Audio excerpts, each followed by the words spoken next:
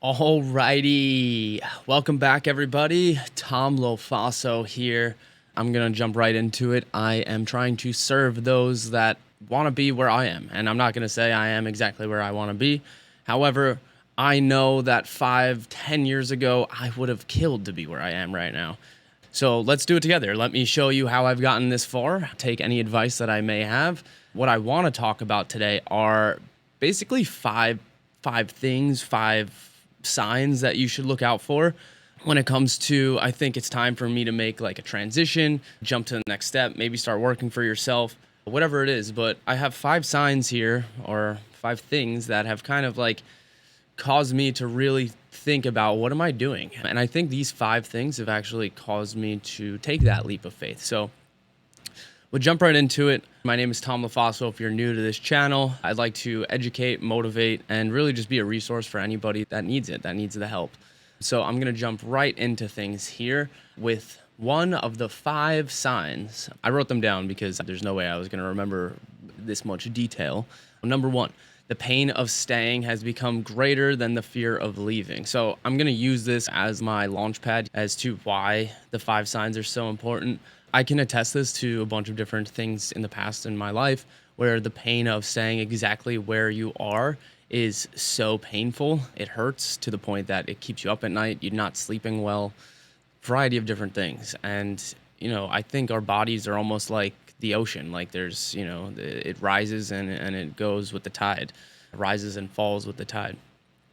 So that being said, take that into consideration that there is times where you're going to hit your breaking point where, the tide might be a little too high or it might be a little too low, whatever it is. So one of the things that I have found in fear becoming so grateful that I can't do this is like giving up, right? So I've done this in the past where I've literally just given up on the scenario itself. I've given up on what I'm doing. I've given up on the people around me. I've given up on just a variety of different things that I, probably not really like proud of in a sense where you're just like, oh, I'm just so done with this. I'm so done. I'm over it. I'm okay with this crashing and burning right now because I just don't care anymore. And if that sounds anything like you, well, you're not alone because we've all been there. And it's very common for people to be able to say that they're just so done and overwhelmed with a situation. It's tough to stay positive about something that maybe just doesn't make you happy. It could be something like a relationship, and it could be with a significant other. It could be just with a group of friends. It could be with family where you're just fed up. It could be your living situation, where you are physically, if you're living in an area that you don't like, or maybe it's like the apartment that you're in or the house that you're in. Maybe you're just around a whole bunch of people that you're just like, this is just not okay. And then there's your job, right? There's that whole career, or, oh, this is comforting because it can pay my bills. And, those things are terrifying. It's really scary leaving that comfort or those situations where you have it all figured out, but you want more and there's something better out there for you. So there's no easy way to do it. It's like pulling a Band-Aid off. You just got to like rip it off. I don't think that you can just quickly transition yourself out of a lot of those things because it can just be more problematic. And then it can also cause you to fall back on what you're trying to do, which is change your life, right? So I'll give you guys my example right now that I'm going through, which is I would love to be able to buy a house. And it's all I can think about. And it's driving me absolutely crazy. It's keeping me up at night.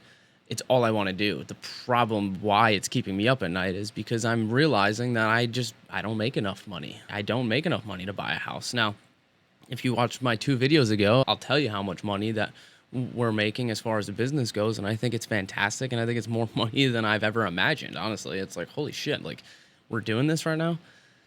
On top of it all, the reality kicked in and that changes everything. So I'm in the same boat. For anybody that is like, I am just tired and the pain has become so high that you're just like, I need to change something. Well, I'm right there with you because the pain of where I am right now is driving me crazy. I need to change, but sometimes you're stuck, right? So you just got to keep your head high. And that's what I'm going to do. Keep my head high, pray, ask God for strength and guidance, and continue to move forward every day with the goal in mind that you're going to change your life. It's part of the motivation to make a better life. If I just let it all come over, then yeah, I'm never going to change. The pain is so strong that you're like, oh my gosh, I need to change. Number two, you have a compelling obsession with the idea. So again, I use number one as my launch pad because I can kind of jump through the rest of these pretty quickly. But ideas are interesting. Sometimes you don't know where they come from. They just land in your head, right? And if it's a good idea and something that you really are passionate about, it's not going to leave you alone. And I know what that's like. And if you're obsessed over it, it's honestly a good thing in my head. I think being obsessed over something will just drive you to the point sometimes of like craziness in a sense, but eventually you'll get that thing, right? You'll obsess so much that you will get it. So I think that's part of having such an amazing idea is to obsess over that idea. And if you find yourself obsessing over the idea, then that's pretty much a sign that you should jump into things, however, which way possible, but use that obsession to, jump you forward. And this can go for literally anything. The best way to look at it is like career, or maybe you want to start a business and you're obsessed, but you could do this over like something that you want. Say you want a new car, or you really want that electric bicycle that you've always wanted, and you're obsessing over, and you're watching tons and tons and tons of videos on it, and oh my God, I need it, I need it, I need it. I get that. I've been there too. There are things that I really want and I've obsessed over them. Typically, what I would do is take action then in order to obtain the thing that I am obsessing over. So, at the same time of me obsessing over it, I'm also thinking, okay, what could I do right now to get some extra money in order for me to afford this, or to do that thing, go on that vacation, or take my wife somewhere, whatever it is. You're hungry for growth, not comfort, right? So you're okay with being a little bit uncomfortable. I think that's actually like a super powerful sentiment, as somebody that's okay with being uncomfortable in order to grow. Comfort is basically the killer, as they say, or what is it? Doing the same thing over and over and being okay with it is just like insanity, as they say. Doing the same thing over and over again, expecting a different result. That is the definition of insanity. So it's similar, right? You're hungry for growth. You're starving for growth. It's not even that you're hungry. You're literally starving. This is my life. For the past 5 years of being a business owner, I've been starving. I've been trying so hard to just grow. And I've done it. It's not enough for me, I'm not going to lie, but at the same time, I have grown significantly. The only way to remain starving for that is just to always know that there's more. There's more that you can grow. There's more that you can do. I like to have this saying written down that you know what to do. So I like to wake up every day and tell myself, hey, like, you know what to do. You know that you should do a little bit of working out. You know that you should be eating healthy. You know that you should be calling people in order to get more business. We know what we have to do. We know that we shouldn't be sitting on the couch at 4 or 5 o'clock and eating a bag of chips and phoning it in the rest of the night. If you're hungry, you're going to do stuff until 10, 11, 12 o'clock at night because you're so hungry that you're like, I need this.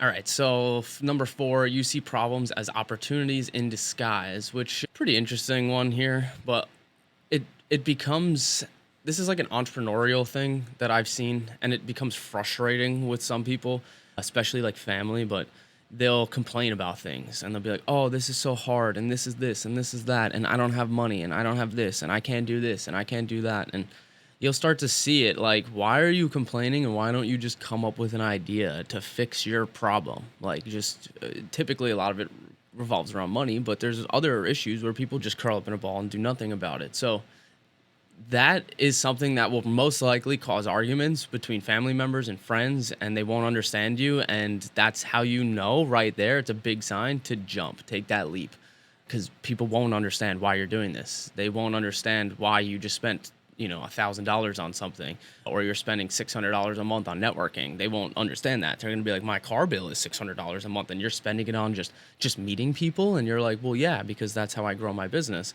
That's how I get more money. That's how I live a better life than be stuck at my 9 to 5, hating myself. But those people won't understand. So they're going to, come at you a little bit, and you're going to see their problems as opportunities. You're going to be like, oh, wow, okay. If my service could help them do this, they would still buy it, and whatever it is, right? Again, if anybody has any questions, you can always try and contact me through my website or send some comments on the videos. I might even check those out. There's a variety of ways to get in touch with me. So we're just going to talk about number 5 and wrap this up. You trust your resourcefulness, not your resources. So this is huge. I think this comes with praying, at least for me, which is, you got to stay consistent and do it a little bit every day. Do one thing every day until you hit where you want to be. I've done that from the start. continue to do it every day. So if you want to join me in this journey of becoming just a a killer in the business world, well, join me. Let's do it together. But your resources versus your resourcefulness, right? Resourcefulness being your skills, who you are, are you able to just make a couple cold calls or go door to door or join that networking group or show up to that event or go to that fair and talk to everybody that has a booth? Like, are you able to do that? Do you have the resourcefulness? And maybe that's not your service. Maybe you're a product and you are a food truck or something and you need to just park yourself in the right spot, or you need to just go to the right area to start selling, or you need to talk to the right business owner and make a consignment deal with them, whatever it is. But can you trust your resourcefulness? Can you do the things that will help you grow? Resources are great, but that's a cheat code at the end of the day, right? Sometimes we don't have those cheat codes. A lot of times we don't. Usually, if you're watching one of these videos, I guarantee you don't have many cheat codes. That's probably why you're coming across a video like this, why your algorithm is force feeding it to you. And I hope you're watching and I hope you've stayed this long. So, understand that you can do anything that you want. I'm still telling myself that every day, but at the same time, together we can do anything that we want. And the sky's the limit. I've went from literally nothing to sitting in my own office, my own studio, which I would have never guessed 5 years ago that it would look like this. And I remember the first person who said that to me. One day you'll have your own studio. And I was like, what, really? Here we go. Here it is. So if this has helped you at all, please like this, share this, comment below. It'll help me so much. I really want to grow this channel. I want to share my word with people. I want to help people as best as I can. And overall help you if you're watching this video. Because if I can help you, it's literally going to help me, because I wish I had somebody like myself 5 years ago. So have a wonderful day. Keep grinding. Never give up. And I'm here to help. Thanks.